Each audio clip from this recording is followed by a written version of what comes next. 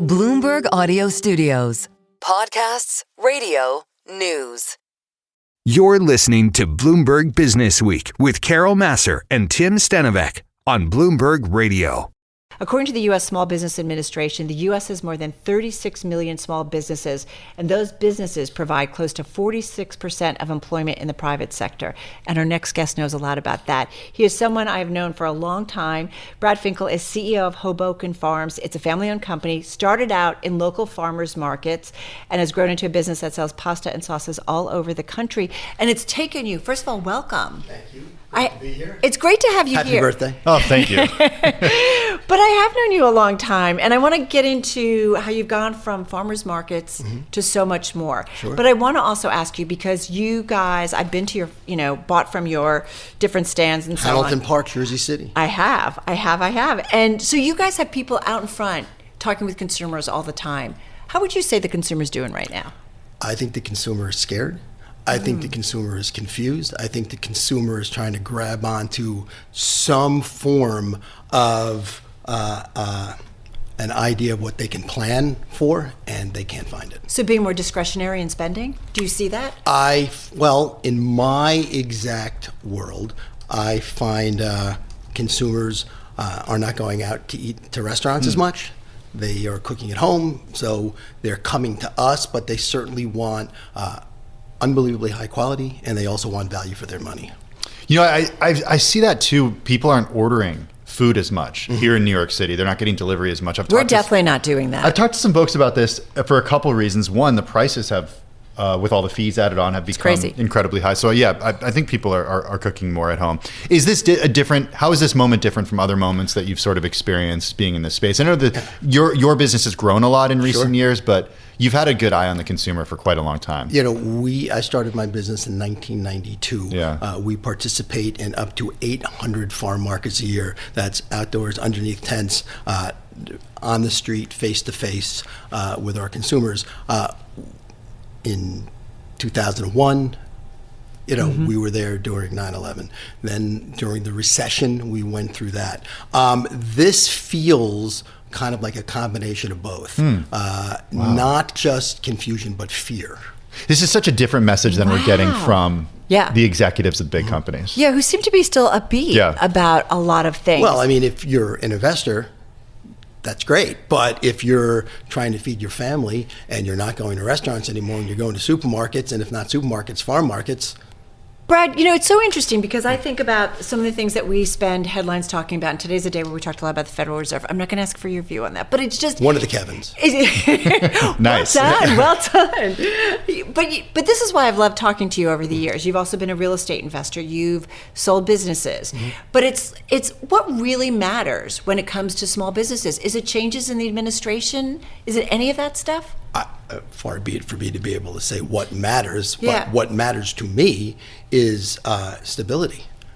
If I'm going to plan for next month, next year, I have to be able to have an understanding of what it is I'm planning for. I mean, for instance, our pasta sauce is, popping up on shelves across the supermarkets of America.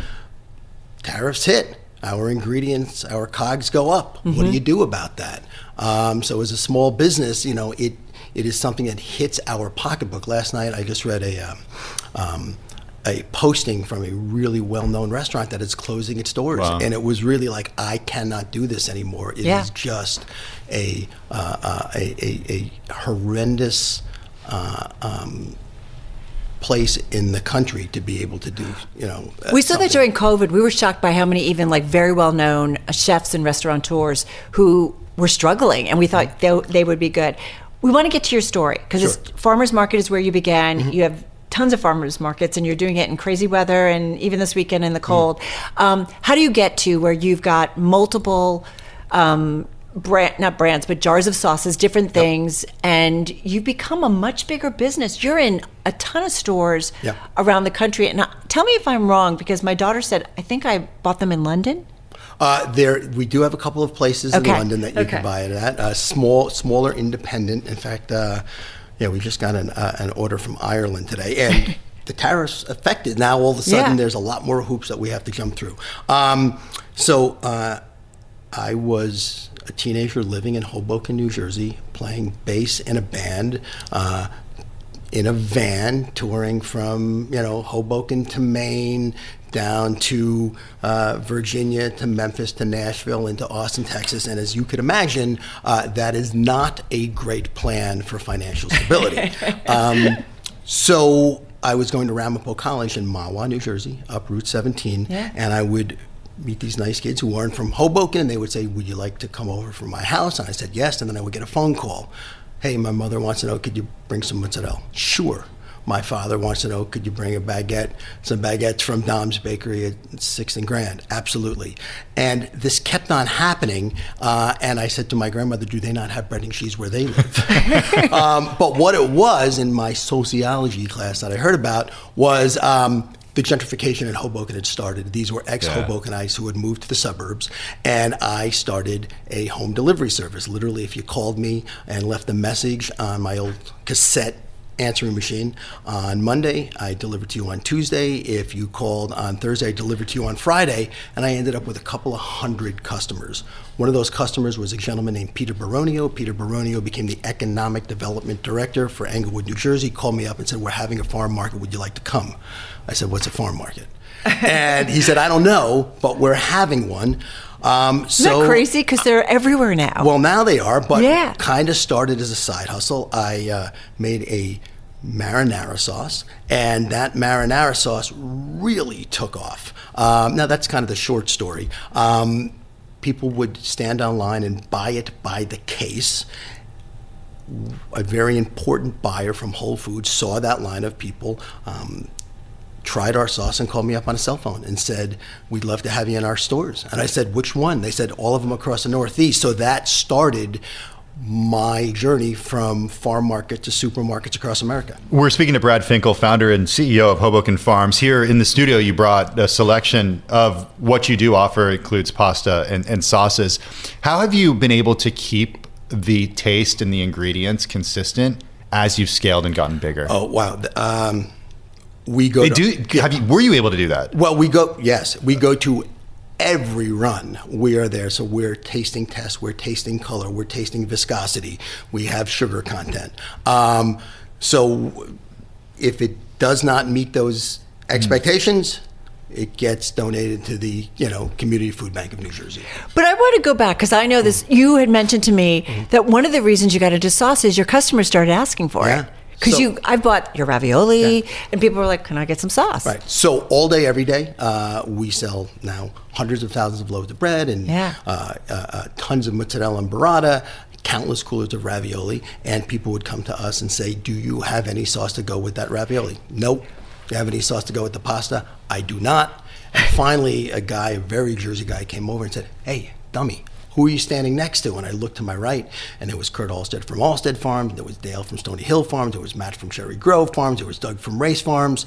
Fellas, got to get some tomatoes and some basil, and we started making some sauce. But you also mentioned that you have to get some ingredients from outside of the U.S. Olive oil, yeah. I mean, okay. Yeah. So is that it? Is that everything else is from Jersey? Are you able to? We do our very best. Our original ingredients came directly from the farm markets. We have to make sure that we have the best tomatoes, the best basil, the best onions. What I think is we sell a lot of sauce now. What is so cool is, though, it's like you listen to the community, or the community says, do this. And then when you go to make sauce, you look around you and you embrace the community to do it. Well, a farm market is both an ecosystem and an incubator, right? So it's an ecosystem. Right. I need tomatoes and basil, and there's tomatoes and basil. Okay. Now I want to go to the community, because there's a point where you're growing the business and you got to think about financing and capital and raising capital. And again, I feel like the community kind of came to you. Yeah, so we kind of have a 1 in a million raise story. It became obvious that the opportunities that were coming our way meant that I needed a bigger boat. So I was ready to kind of start going to institutional investors and the banks of America and telling my story. When word got out to our customers, kind of through the grapevine that we were contemplating this, some very savvy investors said, "Wait, we want to be part of this." They've invested in CPG products before, and I didn't have to do any of that. We've only got about a minute left here, unfortunately. And you've raised $4 million in Series A funding. We have. Okay. So where do you go with this? IPO, sell it? What do you want to do? No. We are building our business straight down 95, down south to the Midwest. We have Pavilions and Lassens in California. We have Jewel and Tony's and Pete's in Midwest, Central Market in Texas. We are growing our distribution, certainly also online as well, direct to consumer. Do you plan to expand the products even more? We have pizza sauce coming. We have a couple of other things, but we are a small but mighty group of experts.